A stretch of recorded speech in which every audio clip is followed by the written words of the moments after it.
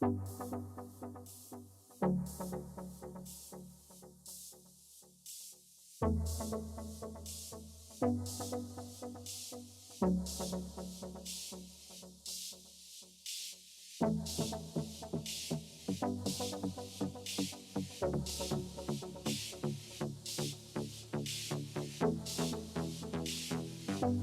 everyone watching. So this video is going to be basically me making the metal twisting tool that I made. I got inspiration from making this from Justin Jennings on YouTube. I'll put a link on the video. But yeah, he made one very similar, and I kind of took inspiration from that. I looked up like others as well, but I do remember Justin Jennings one. I watched the whole video and kind of got the idea from that. So I was asked to make some 10 pegs recently, and I wanted to make the 10 pegs different, not just straight square bar and like a point with a hook on the end. So I went ahead and made this tool. Luckily it wasn't a 40-degree day. It was pretty hot still.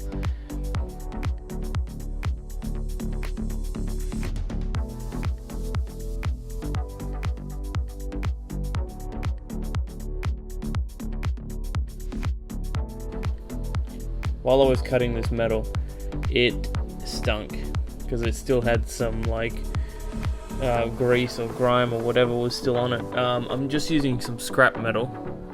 I just needed some really kind of thick gauge equal angles. Well, it's unequal angle.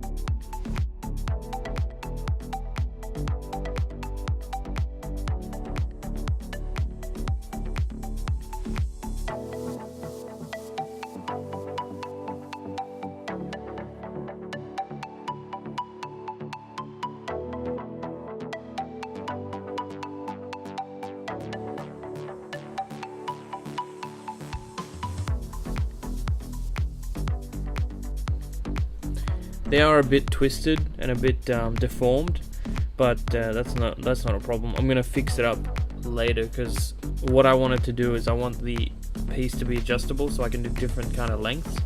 So I'm gonna have to actually go ahead and like straighten up the top two rail bits, but it's not really an issue. I mean all the pieces I had were twisted, so I just had to pick the least twisted ones.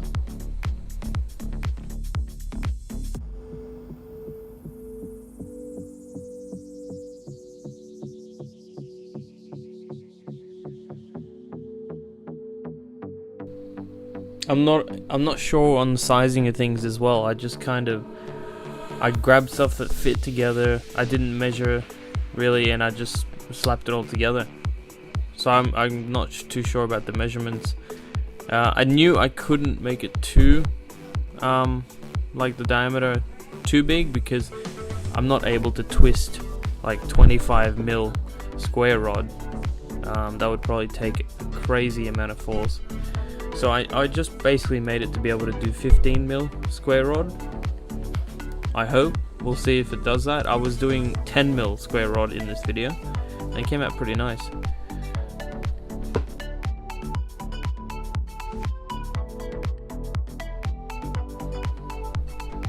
And again, when I'm drilling these, I'm not being perfect.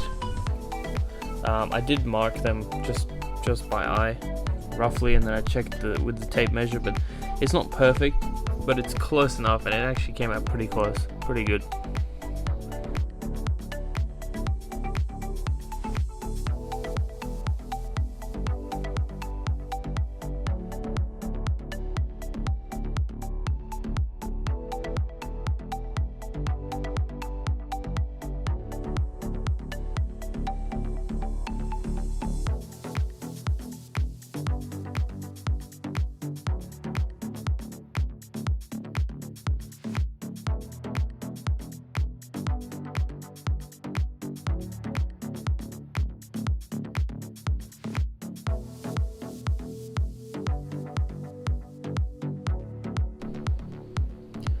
So now I'm cutting a piece of metal that's already got 2 holes in it, and that is going to be the adjustment system. So that little pipe at the back, that's going to have these 2 metal tabs on it.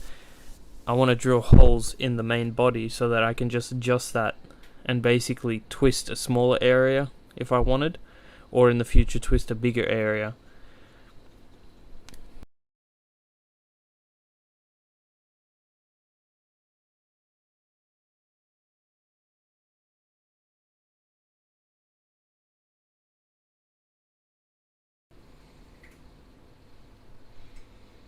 So I was doing this, I kind of drew up an idea of how I wanted it, but I wasn't going off any kind of plan.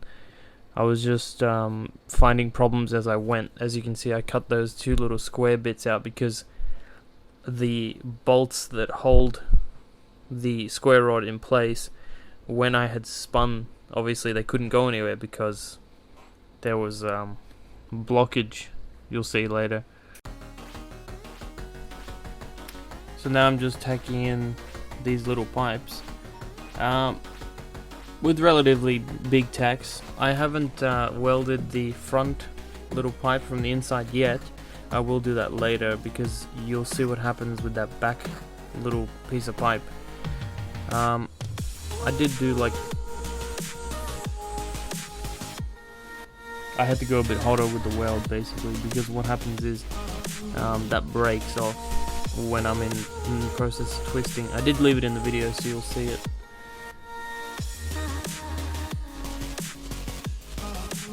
So by now you can probably see how this works. I was trying to straighten that rail, as you could see just then.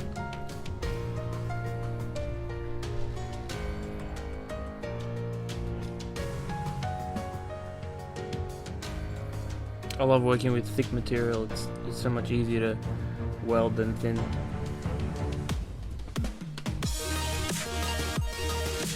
So now I'm just basically putting in a plate, like a little piece of plate, so that the distances stay the same, so that that little sliding rail doesn't get tighter over time. If it gets looser over time, that'll still be good because I'll just bolt it with those bolts.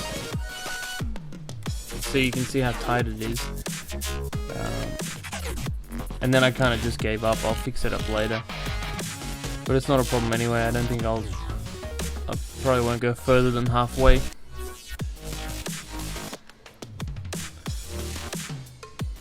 I thought I was pretty much done with welding, so I took the jacket off. Well, at least welding the big sections. So now I'm just tacking in the nuts for the bolts. And the bolts, there's 4 bolts, and they're basically clamped down on the square rod.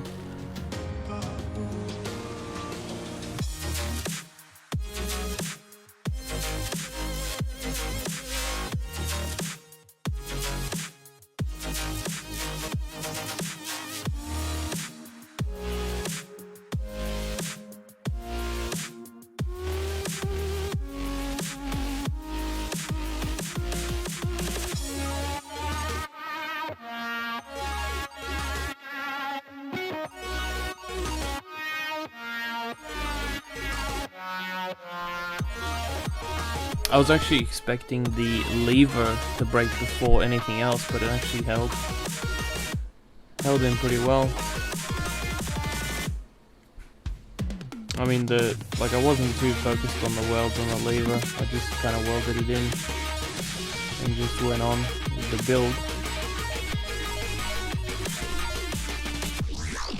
So now I'm testing it, and as you can see, that nut actually broke. I didn't tack it in enough, so you can see just then I tacked it in really well.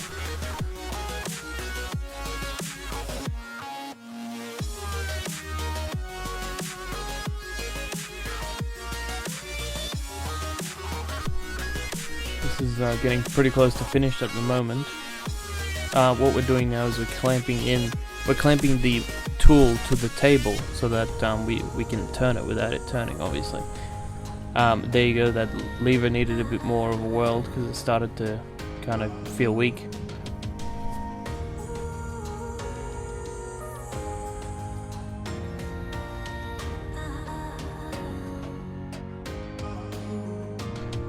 I'm just cutting some metal at the moment to make clearance for the spinning parts.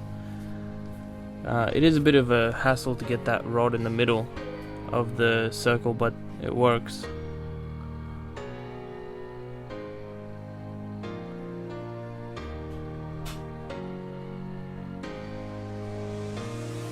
So right now I'm about to do a test, and what happens is that part on the right there actually broke. The weld actually breaks, I think. Here we go. There we go. So that piece just broke. I didn't weld it from the inside. All it needs is a weld from the inside. Also, it probably would have helped if I had bolted, as you can see, those two holes, if I had actually bolted them in. So see how it's kind of twisting and moving? That's not what you want to happen. So what I do next is I just clamp that in place, because it was pretty hot, so I wanted to get this done. So as you can see, I just clamp it in just for the test's sake. But those bolts that will go in there, they'll do the same thing. Pretty good test. It was just a bit like just had a little bit of a bend in it.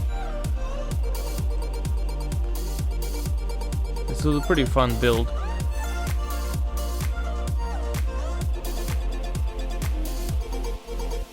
I'll just move the clamp so that you can see it on the video a bit better. And yeah, there's me putting square rod in the center again.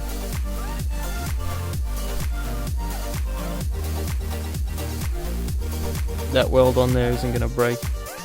The front one is welded the same as the back. It's actually got smaller welds, and the front one didn't actually break.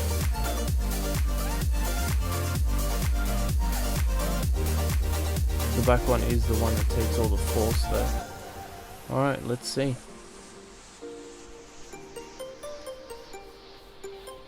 It does take a bit of power to twist it, but obviously making those levers longer would make it easier. But I just wanted this to be like compact, and I wanted this to fit on the workbench in the garage, and which it does. It's about 80 centimeters long roughly. And here it is. I just put on a bit of paint just because I don't want it rusting, but I don't really mind if it does.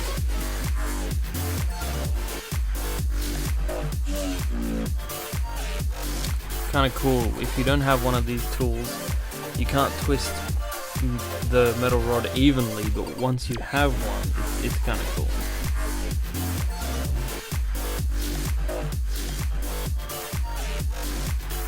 I've got about 20 10 pegs to make, so we'll see how I do that.